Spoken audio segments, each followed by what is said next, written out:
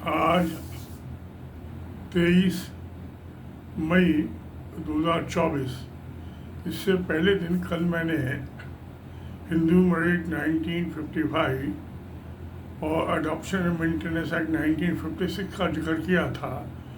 अब आज जो है मैं डिस्कस कर रहा हूँ हिंदू सक्सेशन 1956, क्योंकि मेरे सामने बहुत सी मामले आए इस मामले में कि मैं बिल बना दूँ, मगर बिल जो है क्या है, कैसे बना सकते हैं हम एक जो वैलिड बिल है, क्योंकि बिल बनाने के लिए उसको फिर प्रोवेट कराना पड़ता है। और फैमिली के मामले में जो बिल होती है, जब उसको प्रोवेट कराने के लिए हम कोर्ट में जाते हैं तो उसके अंदर कोर्ट के अंदर जो है और जितने भी बेटे बेटी सक्सेसर होते हैं उन सबको नोटिस जाता है और अखबार में नोटिस छपवाए जाते हैं। उसका एक प्रोसेस है, उनको सबको कोर्ट में फाइल करना पड़ता है और जितनी की प्रॉपर्टी होती है उसका 10% जो है वैल्यूएशन का जो है तकरीबन वो कोर्ट फीस को लगती है और कोर्ट में जमा करवाना पड़ता है। ये मेरा फर्स्ट एक्सपीरियंस है जब मैंने अपनी वाइफ के शेयर से अपने नाम ट्रांसफ़र कराने के लिए दिल्ली में एप्लीकेशन दी थी, कोर्ट में लगाई थी, तो मेरे बेटे और दोनों बेटी को वहाँ हाजिर होना पड़ा, अपने स्टेटमेंट देने पड़े कि हमें कोई ऑब्जेक्शन नहीं है, अखबारों में भी पब्लिक नोटिस छपवाने पड़े। तो ये सारा तो प्रोसेस है, इसलिए इतना आसान नहीं है मामला कि हम जो चाहे वो करते। अच्छा, अब सवाल ये है कि सबसे पहले मेरे सामने मसला आया था, मेरा छोटा भाई जो है महेश रोनी में, उसका जो फ्लैट है वो उसकी वाइफ के और राधा के नाम पे है, तो वो फीमेल हो गई। अब वो फीमेल थी तो वो उसका स्त्री धन हो गया। अब स्त्री धन जो है वो डिवॉल्व होगा सिर्फ डॉटर्स के ऊपर, सन के हस्बैंड के ऊपर नहीं हो सकता। और अगर जो कोई उसको टेम्परिंग करता है स्त्री धन को, हस्बैंड या सन, तो उसको आईपीसी के अंदर section 406 IPC criminal breach of trust के अंदर जो है उसको 7 साल तक की जेल की सज़ा हो सकती है। तो इसलिए ये मामला बहुत गंभीर है। अच्छा, तो खैर मैंने भाई को सलाह दी, मैं कहा भी ऐसा करो कि इसकी एक वो बिल बनवा दो जिससे बेटे और बेटी दोनों को मिल सके। बेटी तो अमेरिका में है और बेटा यहाँ पे उनके पास है। तो वो कहने लगा कि नहीं मैं बनवा लूँगा, ठीक है कोई बात नहीं। तो मेरी भाई की वाइफ के मामले में तो ठीक था कि वो बिल थी, इट वॉज वैलिड। हालांकि जो हिंदू सक्सेशन एक्ट में 30 सेक्शंस हैं, उसमें से किसी में भी ये प्रोविजन नहीं है कि कोई विल द्वारा लेडी अपनी स्त्री धन को अपने बेटे को दे सके।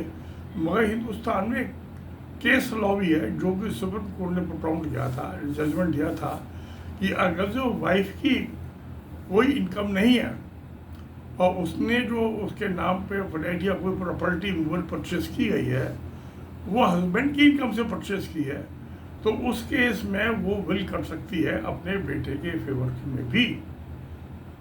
तो इसलिए मैंने जो सलाह दी थी वो ठीक थी और वैलिड थी। खैर मेरा भाई कहने लगा मैं अपना बनवा लूँगा बिल, मैंने कहा कोई बड़ी बात नहीं है। तो मगर वो राधा होती वो मुझे कहने भाई साहब बना दो, मैं नहीं बनवा देना, कोई चीज़ ऐसी नहीं तो सौंदा से बनवा देना। क्या उससे बिल बनवाने के लिए तो राधा उसकी चाची 2 दफ़ा बंगलौर आई और बिल बनवा कर लेके गई। वो बिल बड़ी ठीक थी, अच्छी बिल थी, मुझे भाई ने दिखाई थी वो कि भाई ये बिल बना के दिए सोमदा ने।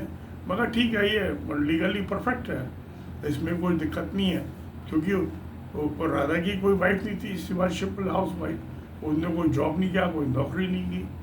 और वो जो कुछ भी फ्लैट परचेज हुआ था मेरे भाई के उससे हुआ था, उसने वाइफ के नाम इसलिए लिया कि प्रॉपर्टी परचेज करने में कोई जो CPWD में एम्प्लॉयड था वो असिस्टेंट मेयर, तो उसको बहुत झंझटबाजी होती है, डिपार्टमेंट से परमिशन लेनी पड़ती, 20,000 से ज़्यादा की कोई प्रॉपर्टी परचेज करने के लिए, मोबाइल है मोबाइल, तो उसने उससे बचने के लिए उसने वाइफ के नाम पर ले ली।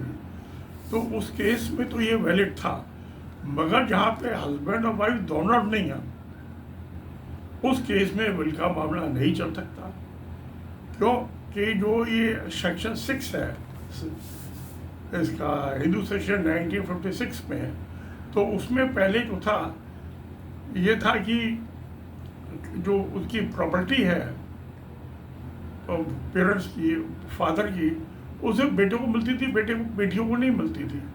मगर उसके बाद जो था सेक्शन 6 में अमेंडमेंट हो गया, और उसमें अमेंडमेंट में जो था उन्होंने ये कहा कि भाई ये प्रॉपर्टी है बेटे और बेटी दोनों को मिलेगी, बराबर का हक होगा उनका, इवन एग्रीकल्चर लैंड पे भी होगा उनका इक्वल राइट्स। अभी इसमें बहुत बड़े झगड़े खड़े हो गए, बड़े बड़े इंडस्ट्रियल हाउसेस में था बेटे बेटी का झगड़ा, तो वो लोग कोर्ट में गए। आखिर में जो 3 जजेस की बेंच थी सुप्रीम कोर्ट की, उसने ये जो जस्टिस, एक उसमें मिश्रा थे, तो उन्होंने अपना ये जजमेंट दिया था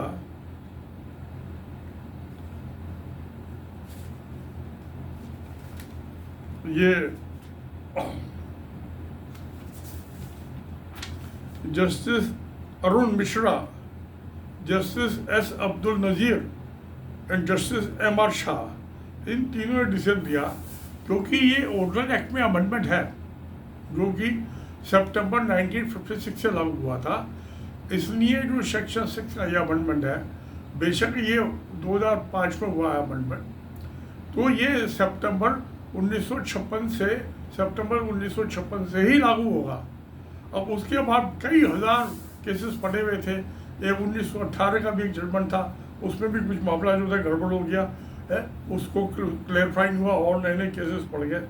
मगर जो 11 अगस्त 2020 का जो जजमेंट था 3 जजेस की बेंच में, तो पहले जो जजमेंट था 18 वाला 2 जजेस की बेंच था, इसने सब मामले को क्लैरिफाई कर दिया कि भाई ये ऑर्डिनल एक्ट है जिसने सितंबर 1956 में लागू हुआ था, तो जो अमेंडमेंट है ये भी सितंबर 1956 से 9 सितंबर 1956 से ही लागू होगा, इफेक्टिव होगा। उसके बाद बहुत से झंझट निपट गए। अब सवाल बचा स्त्री धन का, कि जो प्रॉपर्टी स्त्री धन है, तो स्त्री में एक तो मैंने बताया कि जिसमें एक स्त्री की कोई अपनी सेल्फ अर्निंग नहीं है, उसने प्रॉपर्टी अपने हस्बैंड के इनकम से ली है। अब उसके अंदर 2 झंझट आते हैं। एक तो आता है जो है बेनामी प्रोविजन प्रॉपर्टी एक्ट 1988, उसका वो 2016 में अमेंडमेंट हुआ था। वो कोई माइनर अमेंडमेंट था और रूल भी उसके नोटिफाई हुए थे। 88 का जो एक्ट था उसके रूल ही नोटिफाई नहीं हुए, इसलिए वो एप्लीकेबल नहीं हुआ। मगर 16 में जब उसके रूल भी नोटिफाई हो गए 2016 में, तो उसके बाद से ये था इफेक्टिव लॉ बन गया। तो अब अगर जो उसने हस्बैंड ने प्रॉपर्टी अपनी वाइफ के नाम पर ली और वाइफ की कोई नहीं, तो बेनामी प्रॉपर्टी लॉ में भी आ गया। अब उसको सरकार जब्त कर लेती है और जो इन्फॉर्म करता है उसको 20% कमीशन मिलता इन्फॉर्म करने का गवर्नमेंट को। तो मगर इसका फिर जो था मामला, ये सब इसमें एक सुधार हुआ, और जो ये 2 जजेस की बेंच थी, उनका जो सेक्शन 14 है, जो वुमेन के नाम पे प्रॉपर्टी है, उस पर सेक्शन 6 एप्लीकेबल नहीं है। उस पर सेक्शन 14, 15 और 16 of the Hindu section act 1956 apply करेंगे। और उसमें 14 क्योंकि स्त्री धन है, तो स्त्री धन पे हस्बैंड और उसके बेटे का कोई राइट नहीं है, सिर्फ बेटी का राइट है। और किसी केस में अगर जो मान लीजिए किसी 4 बेटियाँ 2 मर गई, तो उनकी देवतियों का राइट है, इक्वल राइट है 2 बेटियों का, और जितनी देवतियाँ 2-4 जितनी भी हैं, तो उस पर देवतियों का राइट है।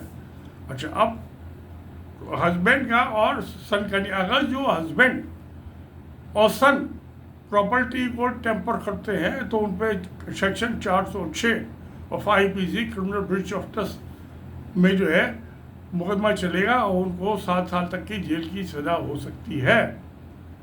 तो इसलिए जब मैं वहाँ बंगलौर में था, तो मैंने अपने भाई का जिक्र किया था, तो मैं कहा मैंने विल का मामला दिया एडवाइस, तो मेरे पीछे पड़ गए मेरे बेटे के ससुर साहब कि जी हमारी बिल बना दो, हमारी बिल बना दो।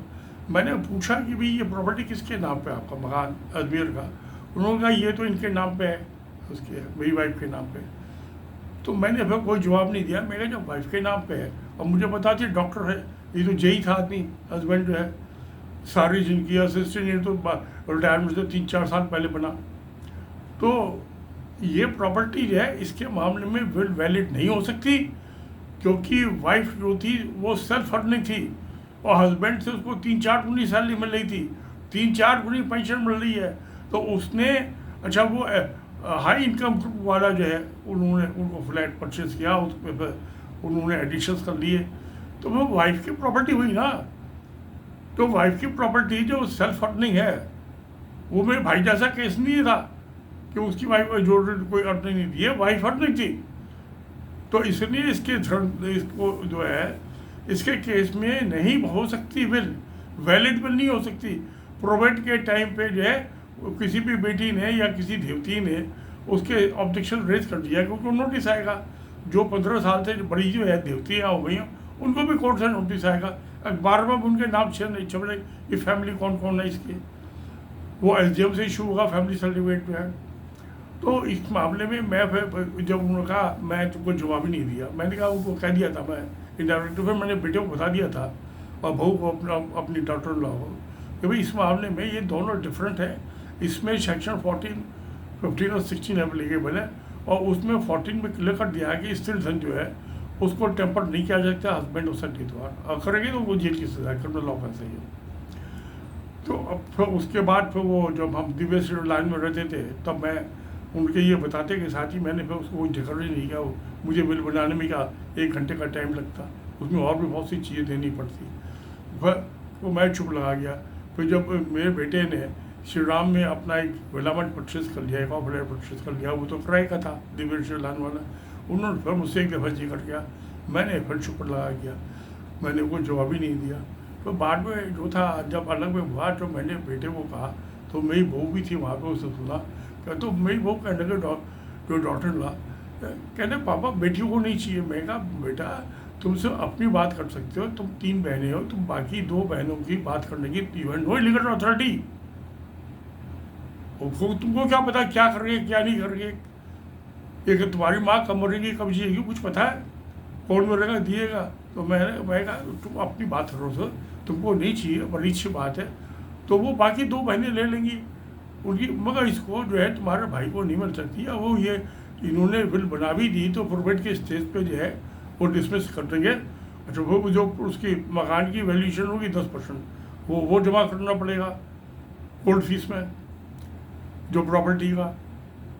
मुझे पता नहीं राजस्थान में क्या, दिल्ली में तो 10% जमा करना पड़ता है, मैंने जमा किया था जितने के थे वो शेयर सर्टिफिकेट। तो ये जो मामला था बहुत ज़्यादा कॉम्प्लिकेटेड था, मगर ये 3 जजेस की जो अरुण मिश्रा वाली बेंच थी उसने काफ़ी कुछ रिजॉल्व किया। मगर लोग बाग आज भी ना तो धर्म को मानने के तैयार हैं, ना कानून को बनाना चाहते, अपनी धक्काशाही कर रहे हैं। अब जो सनातन धर्म में मित्रक्षारा और दिया भागा 2 स्कूल ऑफ थॉट है, उसमें दोनों में ही ये प्रोविज़न है। ये इसमें ऑलमोस्ट 90% चीज़ें जो है दया भागा और मित्रक्षारा में दोनों कॉमन है। तो मगर ना तो आदमी धर्म को मानना चाहते, ना कानून को मानना चाहते, पुत्र प्रेम में अंधे हो रहे हैं धृतराष्ट्र जैसे कि भाई दुर्योधन ने जो कर दिया ठीक है, न्याय अन्याय का कोई सवाल ही नहीं होता। आज सारे जो है धृतराष्ट्र बने बैठे हैं, आंखें होते हुए भी पुत्र प्रेम में अंधे हो रहे हैं। अब क्या किया जाए। अच्छा अब मैंने सोचा कि भाई ऐसा है, मुझे क्या फट पड़ता तो गैर तो बना था, भाई मैंने कहा ऐसे ही मैं बिल बना तो दूंगा है, कल को क्या हुआ क्या नहीं हो गया, मैं बुढ़ा आदमी हूँ है, इनकी बेटियाँ मुझे गालियाँ देगी कि इसने बुढ़े ने अग्रवाल ने हमारा राइट कैसा गवा दिया, उनकी बेटियाँ मुझे गालियाँ देंगी जब बड़ी हो जाएंगी 15 साल की हो जाएंगी, क्या इन्होंने हमारी नानी की प्रॉपर्टी हमें कैसे बेदखल कर दिया। तो मैं कहा मैं मुझे लेना ही था, मुझे चौनी नहीं है, मेरा घंटा 2 घंटा बर्बादी होना बिल बनाने में, तो मैं चुप रहा। हाँ मैंने अपनी डॉक्टर को कह दिया भाई ये तो अपने मामले में से तुमको बोलने का हक है, बाकी तुमको अपनी बहनों के और अपनी भतीजों के मामले में तुमको बोलने का कोई लीगल राइट नहीं है, ना धार्मिक राइट है और ना तुमको लीगल राइट है। तो खैर वो चुप हो गई, कोई बात नहीं, वो अपनी चली गई किचन के अंदर। ये सारे मसले हो रहे हैं। तो वो केस टू केस, अब आदमी ये नहीं देखते, जब मैंने कहा था भाई मैंने भाई को ये सजेशन दिया, उन्होंने वो तो बात समझ ली कि भाई को वो कह दिया बिल बना दो।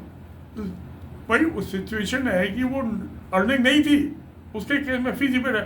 ये केस चला था सुप्रीम कोर्ट के 3 जज के बेंच का, मगर जो है और उस पर जो है सेक्शन 14, 15, 16 जो है इस हिंदू सेक्शन एक्ट का, इसके मुताबिक जो है जो लेडी अर्निंग है और जिसकी इनकम जो है अपने हस्बैंड से ज़्यादा है, अगर हस्बैंड से कम भी हो, हस्बैंड की 4 गुनी हो, वाइफ की 25% एक चौथाई हो, उस केस में भी जो है वो स्त्री धन है उसको टेम्पर नहीं कह सकता। जो करेगा उसको कम से कम 7 साल की तो जेल की सज़ा हो जाएगी। अच्छा, अब कल को कह देते इन्होंने बिल बना के दी थी और मुझे भी फंसा दें, 120 भी कॉन्स्पिरेसी में, क्रिमिनल कॉन्स्पिरेसी में मुझे लपेट दें, है, और मुझे भी 7 साल की जेल की सज़ा हो जाए। सेक्शन 34 भी अप्लाई हो जाएगा IPC का, है कि भाई इन्होंने सबने मिलके किया है, एक से ज़्यादा आदमी मिलकर करें तो सेक्शन 34 आ जाता है IPC का। क्या उसमें तो 1 ही साल की सज़ा है, मैं 120 में क्रिमिनल कॉन्स्पिरेसी में 7 साल तक की है। अब मैं 7 साल की मैं जेल में पड़ा हुआ सड़ूंगा। अब यहाँ आराम से बैठा हुआ AC में बैठा हुआ वीडियो बना रहा हूँ, जेल में कौन सा AC लगा हुआ है? बुढ़े आदमी को परेशान करने वाली बात है कि मैं अपनी जान छुड़ा लेंगे, किसी को अच्छा लगे बुरा लगे। मगर एक तो जो है, मैं अपनी बहू को, ठीक है उसका हस्बैंड कमा रहा है, खुद भी कमा रही है, तो मैं उसकी 2 बहनों का और उनकी बच्चियों का, उनकी 4 बेटियां हैं, 2 बेटियां हैं दोनों के, उनका मैं राइट क्यों किल करूँ? हुआ माई ऐसी बेवकूफ़ी करने वाला। तो मैं पढ़ा लिखा थोड़ा सा ज़्यादा तो नहीं हूँ, मैं खाली 10वीं क्लास ही तक पढ़ा हुआ हूँ, मगर मैं कानून को अच्छी तरह समझता हूँ। तो मैंने एक वैल्यूएशन रिपोर्ट बनाई थी, तो दिल्ली हाई कोर्ट के चीफ जस्टिस से बहुत मदद, हिंदुस्तान में बड़े फेमस हैं। फिर वो 9 साल दिल्ली हाई कोर्ट में जज रहे, उसके बाद वो 4 साल जो थे पंजाब हरियाणा हाई कोर्ट में चीफ जस्टिस रहे। मेरी वैल्यूएशन रिपोर्ट में कहा कि अग्रवाल पहले आप मुझे वो सॉफ्ट कॉपी भेज दें। मैं भेज दी सॉफ्ट कॉपी बना के। अगले दिन उनका फ़ोन आ गया ऑफिस से कि आप हार्ड कॉपी दे दो। हार्ड कॉपी मैं खुद देने चला गया। तो उन्होंने कहा कि अग्रवाल, मैंने हाई कोर्ट के जज के तौर पे और चीफ जस्टिस के तौर पे मैं हज़ारों वैल्यूएशन रिपोर्ट देखी, ऐसी नहीं देखी। मैं वैल्यूअर से एक सवाल पूछता हूँ, 3 दफ़ा जाता प्रॉपर्टी पे, जवाब नहीं दे पाता। आपकी वैल्यूएशन रिपोर्ट ऐसी परफेक्ट है लीगली और फैक्चुअली कि इसमें डिफेक्ट और डिजूर सो वैलिड कि इसमें किसी को क्वेश्चन ही पूछने का सवाल ही उठता। सेल्फ स्पीकिंग, मैं कहा था आर्बिट्रेशन में, मैं आर्बिट्रेटर भी हूँ, वो आर्बिट्रेशन में जो अवार्ड दिया था सेल्फ स्पीकिंग ही अवार्ड दिया था। मैं कहा था आप हाई कोर्ट में जज रहे, चीफ जस्टिस रहे पंजाब, आप भी सेल्फ स्पीकिंग की जजमेंट ऑर्डर पास करते थे ना, ऐसे हम आर्बिट्रेशन में करते हैं। हाँ, तो कहता हाँ अग्रवाल, अब इसने आपने दे दिया, बाकी वो जो आप वैल्यू आर्बिट्रेटर नहीं, मैं कहा वो बात सबकी अलग अलग है, कोई बात नहीं। मैंने तो अपने हिसाब से, क्या मुझे उन्होंने 1 लाख रुपये मैंने फ़ीस मांगी थी 2 वैल्यूएशन रिपोर्ट की प्रॉपर्टी की, 1 लाख रुपये दे दिया। बंगलौर से आया था, बंगलौर वापस लौट गया। कुछ मेरा 3-4 दिन दिल्ली में लगा के, और उसमें मेरा कुछ हवाई जहाज़ के टिकट में खर्च हो गया। खैर वो तो मेरे बेटे ने मेरे टिकट बुक करा था, फिर कुछ मेरा दिल्ली में एयरपोर्ट से घर आने का, तो घर से एयरपोर्ट का टैक्सी में खर्च हो गया। दिल्ली में मेरे पास अपनी कार थी, एक राहुल जो असिस्टेंट था मेरा वैल्यूएशन का, वो मेरी गाड़ी भी चलाता था, कार में सवाई का गाड़ी भी चला दी, तो सब काम हो गया। तो मुझे ये चीज़ है, मैं कानून को बहुत अच्छे से समझता हूँ। मैं दिल्ली हाई कोर्ट में जो 94 में पिटीशन लगाई थी, लॉ चेंज करा दिया पार्लियामेंट को, दिल्ली में उसको कहा अमेंडमेंट 2003 पास करना पड़ा। जब मैंने हाई कोर्ट में को हरा दिया, जिन वकीलों ने 1-1 लाख रुपये फीस ली थी 90, उनकी एक बात नहीं मानी हाई कोर्ट ने, मेरी सारी बात मान ली। मैंने आर्गू ही नहीं किया केस, क्योंकि मुझे SG छोड़ने लगा अग्रवाल आपको एक्सपीरियंस नहीं है, मेरी 74 पिटीशन चल रही है डिफरेंट हाई कोर्ट में, सुप्रीम कोर्ट में, आप आर्गू करो केस स्पॉइल हो जाएगा सबका। मैं कहा आप बड़े योद्धा, मैं तो आपके चरणों बैठ के सीखना चाहता हूँ। मैं घर पे आया और आके देखा, मैंने फाइल उठा लिया था ऑफिस से, अपने स्कूटर में ठुड्डा मारा, आके ऑफिस बैठ गया, वहाँ पे फाइलें पीटने लगा मैं अपनी, जो रोज़ की मेरा दस्तूर था। शाम को घर आया, मैंने कहा काटे का बात CRPC में IPC में यह कोशिश हो जाए कि मैं कोर्ट में आर्गू करूँगा, कोई कहीं नहीं लगा हुआ, कोई ज़रूरत ही नहीं है वकीलों की। मैंने जो थी पिटीशन लगाई थी, application present of the Yamuna Vihar block B5 region. तो ये ऐसी जो था, जब मुझे आर्बिट्रेटर अपॉइंट किया Indian council arbitration food corporation वाले में कैसे, तो राजस्थान हाई कोर्ट, जो जयपुर हाई कोर्ट के उन्होंने जजों ने उनसे पूछा भाई इन्होंने ये दिया, इसमें क्या मिस्टेक है? वो कहते जी उन्हें इंटरेस्ट 18% है। वो कहा दिया तो है, इसमें उन्होंने ये जस्टिफिकेशन दिया है कि क्यों दिया है, इसमें आप डिफेक्ट बताओ। तो वो जवाब ही नहीं पाया, उनकी पिटीशन डिसमिस कर दी फूड कॉर्पोरेशन ने। वो 7 लाख की जगह 14.5 लाख रुपये इंटरेस्ट के जो था वो ठेकेदार को मिला। तो 3 हाई कोर्टों ने मेरे जुडिशल और इंसाफ पसंद इंसान के, और वो जैसे मैं करता हूँ उसको डिटेल में रिजल्ट देता हूँ मैं अपने अवार्ड में, उसको माना कि भाई मुझ में कुछ थोड़ी बहुत तो काबिलियत है, जजों में तो बहुत ज़्यादा होती है, हालांकि वो करप्ट है साथ में, मैं करप्ट नहीं हूँ, तो डिफरेंस ही है। वो मोदी रिश्वत लेते हैं, मैं किसी रिश्वत नहीं लेता। मुझ में और जजेस में यही डिफरेंस है। हाई कोर्ट के, सुप्रीम कोर्ट के जज ये सारे ब्राइब लेते हैं, बड़ी मोटी ब्राइब लेते हैं। तो ये जब मैं हिंदू सेक्शन एक्ट का बात कर रहा था, तो ये जो है सब यानी स्त्री धन वाले मामले में जो वुमेन के नाम पे प्रॉपर्टी और जो सेल्फ अर्निंग है लेडी, उसमें कंडीशन सेल्फ अर्निंग है। अगर जो अर्निंग नहीं है तो फिर वो सेक्शन के अंडर 6 में आ जाएगी। अगर जो अर्निंग है तो फिर सेक्शन 40, 50, 60 में आएगी, उसकी रिवॉल्यूशन होगा। सेक्शन 14 में स्त्री धन हो गया। अब सवाल तो ये जब लड़की पैदा होती है उसको तभी से वो मामा के यहाँ जाती ना है, उसको गिफ्ट देनी शुरू हो जाती है। किसी से 2 रुपये दे देगी तो पा देगी, 100 देगी अपने औकात के मुताबिक। उसके बाद बड़ी होती है तो जो आता है लड़की वो गिफ्ट दे देते हैं, मैं भी दे देता हूँ। और जब वो उसके बाद फिर उसकी शादी होती है उस टाइम उसको मायके से और ससुराल से दोनों तरफ से गिफ्टें मिलती हैं। वो सब उसका स्थिर धन है। और उससे अगर जो प्रॉपर्टी परचेज की वो प्रॉपर्टी वो भी उसका स्थिर धन है। उससे छेड़छाड़ करना, टेम्परिंग करने में तो अपनी जान मुसीबत में डालना है। जेल की रोटियां खानी पड़ेगी, प्रोवाइडेड कि वो सेल्फ अर्निंग हो लेडी। अगर वो सेल्फ अर्निंग नहीं है, उसने हस्बैंड की इनकम से परचेज की है, तो वो बेनामी प्रॉपर्टी एक्ट से भी मुक्त है। और इससे क्या नाम है, जो ये है वो विल कर सकती है अपने बेटे के फेवर में। अब वो क्या था, वो गई वो की चाची बंगलौर बुलाया बेटी ने मेरी सोना ने, वो एडवोकेट है, उसने बिल बड़ी अच्छी बना के दी एज पर लॉ, परफेक्ट थी वो बिल। वो लेके आ गई यहाँ पे है, उसने मेरे भाई को दे दी, बोली कि सोना ने बना के दिया। मैं कहूँ तवज्जो नहीं। अब उसकी डेथ के बाद जो था उसका बेटा अब जो है वो पछड़ेबाजी कर रहा, वो चाहता है कि सारा ये जो बाकी प्रॉपर्टी में तो उसको 70 लाख रुपए दे दिया। वो कहे ये फ्लैट है ये किसी तरह मुझे मिल रहा है, वो तो वहाँ अमरीका रहती है। तो कहता है बेकार के बिल बना के दे दिए, सोना ने को कुछ पता नहीं है। तो भाई ने मुझे दी, भाई विषय तुम देखो इस मामले को। मैंने पढ़ा उसको, जो सोना बिल बनवा के बड़ी अच्छी बिल बना के दी थी। मैं बिल बनाता, उसने बड़ी अच्छी इंग्लिश में बना और लीगली भी परफेक्ट थी वो। मगर उसने अमित को साइन नहीं करने दिया, 2 साल पड़ गई। ये बेकार की बिल है, क्या बनवा रहा है। वो सोच रहा था कि ये फ्लैट किसी तरह पूरा मुझे मिल रहा है, आधा जो अपनी बैंक को ना देना पड़े। मैंने महेश को कहा भाई ऐसा महेश तुम शांति से बैठे रहो, मौज करो, तुमको कोई दिक्कत है तुम मेरे पास आ जाओ। एक पन्ने पे मैं सोता हूँ, एक पन्ने पे तुम सो जाना। एसी में अपना 2 भाई टांग पर ला के सो गए। रोटी 2 मेरी बनाती है, 2 तुम्हारी भी बनाना रहेगी। वो कमरे कोई दिक्कत नहीं है, इसको तुम अकेला छोड़ दो, तू अपने 3 कमरों में टांग फैला के दो। उसको अमित को बेटे हो है, ये दोनों झगड़ा कर रहे हैं तुमसे, तुम क्यों अपनी शांति हो। लो जब तुमको जो प्लॉट बेचा था, मिनट का मकान बेचा था, उसके पैसे बांट दिए।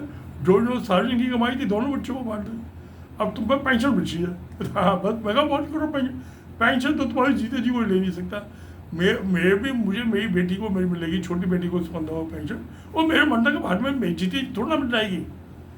अभी मेरा मेडिकल कार्ड बना हुआ है, मेरे 1 लाख की मेरा इलाज हो, 100 का इलाज हो, 1,00,000 का इलाज, 1 करोड़ का इलाज, मेरा सारा मुफ्त है।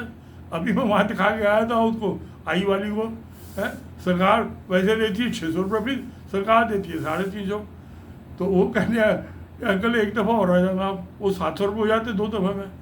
मैं जो बंगलौर में बेटा मेरा आई टेस्ट कराता था है, वो फील्ड टेस्ट बनाने ढगले जो है वो सारे मेरे मुफ्त में हो गए। आग भी डॉक्टर देख ली। मैं समझ गया कि ये 350 रुपये सरकार से वसूल करना चाहती है। अब मैं को बेवकूफ़, मैं दोबारा अपना ऐसी गवर्नमेंट टाइम पर बात करूँ। फिर डेंटिस्ट के पास चला गया मैं, वो MDS है चौधरी, उससे मेरी पुरानी जान पहचान है। मैंने 2006 में एक अपनी डांट उखड़वाई थी 18 साल पहले। अब 2 मैं क्या नाम उखड़वाने बंगलौर गया था, वो मैं गलती कर यार चौधरी से उखड़वा लेने चाहिए थे। ये 10 पैसे नहीं लेता मुझसे। अब मैं गया वहाँ अपने दांते दिखाया, मैं कहा भाई वो क्या करना है, कल आपकी दाढ़ी रोकड़ी है। और मैं कहीं सफाई करते चमका दे, वीडियो के अंदर जो चमकीला भाई शानदार नहीं आई, दांते कुछ काले काले दिखाई दे रहे। कहता हाँ अंकल अभी साफ कर देता हूँ आपके दांत जो है। तो उसने जो था 15-20 मिनट लगा कि मेरे दांत साफ करती है। वैसे तो 1,000 रुपये लेते हो, 500 रुपये ऊपर के जुगाड़ गए, 500 नीचे। मेरे से तो 5 पैसे का तैयार नहीं, क्योंकि मेरा जो गवर्नमेंट एम्प्लाई है, चाहे स्टेट में या सेंटर में है, उनको सबको मुफ्त सुविधा। ये रिटायरमेंट के बाद सर्विस टाइम में उनको पैसे और ये कैशलेस है सारी सुविधा। तो मैं क्यों जाऊँ मंगलौर इलाज कराने में, दिल्ली में कराऊंगा बढ़िया कि यहाँ काबिल डॉक्टर हैं। मंगलौर में तो ये नहीं पता चलता कौन शेड्यूल कास्ट है डॉक्टर, कौन सा ओबीसी है? मेरे 2 दांत ग्वालियर वो BDS था और यहाँ ये MDS है। मैं मेरठ में वो जो डॉक्टर को दिखाया था, मेरे भतीजे नवीन ने कहा कि चाचा जी अच्छा डॉक्टर है, मैंने भी से कराया है, पर मैं डर गया, उसका देखा जाए BDS है। मैं चला गया मंगलौर, वहाँ हफ्ता 10 दिन लगा गया, उसमें 2 डालो घड़वाने में, और मेरी बहू कह रही थी पापा 1 लाख रुपये लग गए। एक हियरिंग हेड का लगवा दिया मेरे कान में। उसने तो कहा था कि 6 महीने बाद फिर दोबारा दिखवा देना। कह जाऊँगा, अब दिखाऊँगा, वो 25 तारीख को जा रहा हूँ परसों मंगलौर, देखता हूँ क्या होता है। यहाँ पे हियरिंग हेड मुफ्त लग रही है, मुझे स्टंट लगवाना हो अपने हार्ट में वो भी मुफ्त लग जाएगी, बाईपास सर्जरी करानी वो भी मुफ्त में हो जाएगी। एक कार्ड की फोटो कॉपी देनी है ना मुझे, वो भी अपने आप ही करा लेते हैं। बहुत से समझदार जो डॉक्टर हैं उन्होंने अपने आप फोटो कॉपी की मशीन रखी हुई है कलर। तो ये जो है प्रॉपर्टी का जो मामला है ये बड़ा टेढ़ा है, इसमें मर्डर हो रहे हैं। मैं रोज़ अखबार में देखता हूँ, यहाँ मर्डर हो गया, वहाँ मर्डर, भाई ने भाई को मार दिया, बाप ने बेटे को मार दिया, बेटे ने बाप को मार दिया है। मैं देख रहा था वहाँ पे एक मॉडल टाउन में, इसके हमारी बहू के रिलेशन में हो, मियाँ भी दोनों डॉक्टर थे, बेटा भी डॉक्टर आ गया, रक्षा से नलायक हिंदुस्तान में तो उसको एडमिशन नहीं मिला। अभी उसकी बहन आ गई, उसको बड़ा बुरा लग रहा था कि बहन क्यों आ गई बाप के मर्द में। अरे भाई बाप मरा है तो बहन को आने में क्या मुसीबत है, तेरा तो अपने बाप के मर्द में आई है ना। क्यों कि 70 लाख रुपये अलमारी में रखे थे कैश। फिर वो मकान में भी 250 गज में मकान बना हुआ, उसमें भी हिस्सा मांगती है। उनकी 2 दुकानें थी, मेरी उनसे मुलाकात होती रहती है। वहाँ DD के मार्केट में जो था, जो रास्ते में पड़ता था, मैं ऑफिस जाता जुड़ता था, तो वो तो रोज़ आते थे डॉक्टर साहब, आँखों का डॉक्टर, सुबह 2 दफ़े रोज़ आना। उनकी वाइफ जो थी वो हफ्ते में 2 या 3 दिन आती थी, वो भी डॉक्टर थी, इंदिरा हॉस्पिटल रिटायर हुई थी। तो मैं बैठ जाता था कभी वहाँ, घंटा आधा घंटा, दोनों कप मारते रहते थे। बहुत सी बातें मुझे पता चली वहाँ से। मगर ये जो प्रॉपर्टी का मसला है, इसको जो है, अब मेरी बात का बुरा तो भल लगाओ कि मैंने बिल्ली बना के दी, मैं क्यों नहीं बना के दी, उनको कोई समझने को तैयार नहीं है कि भाई ये क्रिमिनल ऑफेंस है, ये सेल्फ अर्न नहीं है लेडी। और जो ये हाई इनकम ग्रुप का ये फ्लैट है, वो तो यही था कि तो लो इनकम ग्रुप का प्लॉट अलॉट होता या फ्लैट अलॉट। जैसे मुझे यमुना विहार में लो इनकम कॉलोनी थी, उसमें एक 80 गज का प्लॉट अलॉट हुआ था, 250 गज का थोड़ा होता बना बनाया मकान। मगर वो इस बात को समझने को तैयार नहीं है कोई। अब क्या किया जाए, समझाना है तो भला किसी को, तो दिल में जब दृढ़ता बन जाता है आदमी, उसको तो दुर्योधन को ही देना है, युधिष्ठिर को नहीं देना है। कोई इंसाफ ना इंसाफ की वजह ही नहीं। और महाभारत का युद्ध हो गया उसके पीछे, क्या महाभारत का युद्ध हो गया, कोई बात नहीं, ये तो युद्ध तो होते रहते हैं, वो सारे मारे गए। मगर ये है कि जो कौन कहा गया मरने के बाद, कौन स्वर्ग में गया, कौन नरक में गया, कौन हेल में गया, कौन है, वो सब मैंने अपने चैप्टर 2 में, जब मेरी धर्मराज से मई 2016 में मुलाकात हुई थी, मैं अपनी खुदाई नेशनल सोसाइटी में उसका जिक्र किया है। कोई पढ़ता पढ़ाता नहीं, किताबें जो है आरबी की गंदी हो गई, तो मैं कहा वीडियो डालो 2 घंटे में दिखाई देता है, 10-15 आदमी ने देख लिया। इसलिए वीडियो का सिस्टम ठीक है। तो मेरा कहना है ये, अब जो है, यानी मैंने 3 एक्ट डिस्कस कर दिए, एक और एक्ट लगी है। कल मेरा भाई कह रहा था, भाई विष्णु वो भी इंटेलेक्चुअली बड़ा एडवांस है, वो मुझसे ज़्यादा पढ़ा लिखा है। वो कहता है विष्णु ये माइनर अडॉप्शन का और डालो। वो मैं कहा उसमें क्या माइनर एक्ट है बच्चों का अडॉप्शन का? वो कहते हैं नहीं आजकल बड़ा हो रहा है, वो लड़के जो है और लड़कियाँ वो कहते हैं जी हमें तो शेड्यूल कास्ट है, जो अडॉप्शन किया है पेरेंट्स वो शेड्यूल कास्ट है। तो उससे जो है उन्होंने सरकारी नौकरी भी ले ली, उनको प्रोफेशनल और भी बेनिफिट मिल गए, फ्लैट्स मिल गए, प्लॉट्स मिल गए। तो मैं कहा बात सुनो, ये जो है ये तुम कह रहे हो ठीक है, वही तो है तो चीज़ गलत, क्योंकि जो कास्ट होती है वो बाई बर्थ होती है, ना कि अडॉप्शन से। अडॉप्शन से कास्ट कैसे चेंज हो जाएगी? एक ब्राह्मण के या बनिए के लड़के जो है वो फर्जी कागज बनवा रहा है अडॉप्शन का, एक किसी चूड़े चमार से मंगी के उससे, तो शुल्कात का सर्टिफिकेट तो बन जाएगा, मगर वो वैलिड नहीं हुआ ना, तो फ्रॉड हो गया। कहते नहीं विश्व में एक वैलिड वीडियो बनाओ। मैं कहा अच्छा बनाऊंगा वीडियो भी, कोई बात नहीं, तसल्ली से। और बंगलौर से आगे बनाओ, हो सकता है बंगलौर में भी बना लूँ, कोई बात नहीं है। मैं सालों से खाली ही बैठा रहता हूँ, अखबार पढ़ने के बाद रोटी तो मैं 5 मिनट, सुबह 5 मिनट, शाम का चाय बनाने सुबह 10 मिनट लग जाते हैं मुझे। तो ये बहुत ज़्यादा झंझटबाजियाँ हो रही हैं। खैर मैंने आज जो है ये सेक्शन 1956 का मामला जो है ये क्लैरिफाई किया कि ये सेक्शन 6 और सेक्शन 14 जिसमें स्त्री धन का प्रोविज़न है, ये क्या डिफरेंस है? ये दो अलग अलग है। कानून तो एक है, टोटल 30 सेक्शंस हैं इसके अंदर, मगर वुमेन की जो प्रॉपर्टी है, एक वो है वुमन जो कि सेल्फ अर्निंग है, एक जो वो 14 से गवर्न होगी, एक वुमन है जो नहीं सेल्फ अर्निंग है, हस्बैंड की इनकम पर डिपेंडेंट है, वो सेक्शन 6 के अंदर आ जाएगी। स्टूडेंट तो दोनों है, मगर हमें दोनों पर लॉ एप्लीकेबल है, अलग अलग है। वो जो है जिसमें नॉन अर्निंग है, लेडी निखट्टू हुआ अपने घर में बैठ के दाल रोटी बनाती है, अब सब खा लेते हैं बच्चे मियाँ बीवी, तो उसके केस में तो वैलिड है बिल। और जिस केस में लेडी सेल्फ अर्निंग है उस केस में विल वैलिड नहीं है। ये फर्क है दोनों के अंदर। इसको कोई ये धृतराज जो बन के बैठे हुए हैं आंखों के अंदर और अकल के अंदर, इनको कुछ पता ही नहीं है, पुत्र प्रेम में पागल हो रहे हैं। अरे कमा खा लेगा, अच्छा मोटा तगड़ा बेटा है वो लूला लगड़ा भाई से क्या मुसीबत है? वो नहीं भी करना सड़क चलते एक आदमी मुक्का मारेगा है और पैसे छीन लेगा, वो जाजा क्या होगा, पकड़ा जाएगा, जेल में चला जाएगा। जेल में मुफ्त की रोटी, मुफ्त का मकान, मुफ्त के कपड़े, कोर्ट में जाएगा तो सरकारी गाड़ी में जाएगा, शोफर ड्राइवर गाड़ी में, बस में बैठ के बस में आएगा, वहाँ टीवी देखेगा, तंदुरुस्ती बनाएगा। अगर जब उसकी सज़ा पूरी हो जाएगी फिर छूट के आएगा, जेल से निकलते एक और मुक्का मारे, फिर दोबारा जेल में। वो कौन सी मुसीबत है? जेल में कोई भैंस टक्कर मार रही है क्या, या गधा दुर्लत्ती मार रहा है? क्या मुसीबत है जेल जाने? मुझे बात ही समझ में नहीं आती। लोग आग क्या क्यों परेशान हो रहे हैं? तो ये सब बातें हैं। एक बड़ा हाथ माइनर तो डिफरेंस है कि भाई विल बनाई जा सकती है, मगर वो किस सिचुएशन में, इस चीज़ को कोई सुनने को तैयार नहीं है। पुत्र प्रेम में अंधे हो रहे हैं, सारे धृष्टार बने बैठे हुए हैं, सबको जो है दुर्योधन ही प्रेमी है। अरे भाई चलो प्रेम कर लो, बेटे से होना भी चाहिए। मुझे भी अपने बेटे बच्चों से बेटी से प्रेम है, वो क्या करते हैं क्या नहीं करते ये उनका बिजनेस है। मैं यहाँ मौज मस्ती में अपना बैठा रहता हूँ है, अपना ठीक कर रहा हूँ, चल रहा है सब मामला ठीक है। ओके, धन्यवाद, नमस्कार।